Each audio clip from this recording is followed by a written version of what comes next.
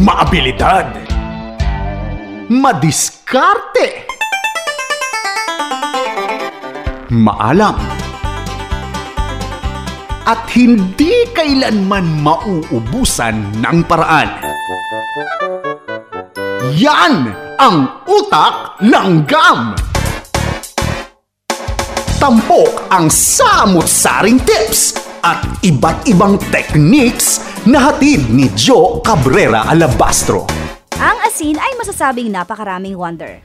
Ang ating tips ay mula sa www.puzzle.com. Ang asin ay hindi lamang ginagamit panlasa sa pagkain. Ginagamit din ito sa mga labahin. Salt helps maintain bright colors and can even eliminate sticky spots on your iron. Nakababawas din ng paninilaw ng damit at amag sa mga shower curtain ang asin.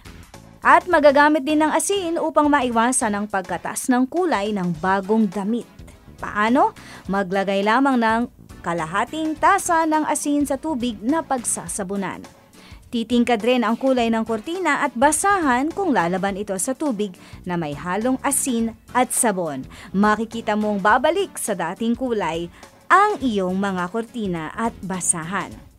Ang mansyang dugo ay madaling mawawala kung ito ay bubudburan ng maraming asin at huhugasan sa malamig na tubig. Mabilis ang laba ang kailangan para hindi mag-settle ang dugo sa damit. And lastly, ang mantika, kayang-kaya ring i-absorb ng asin sa tela. Wait for the salt to absorb the grease, then gently brush the salt away. Ulitin hanggang sa mawala na ang mansyang mantika sa damit. At labhan. Ako po si Jo Cabrera Alabastro, nagbigay sa iyo ng tip upang ang buhay ay mapagaan. Dito yan sa Utak Langgam.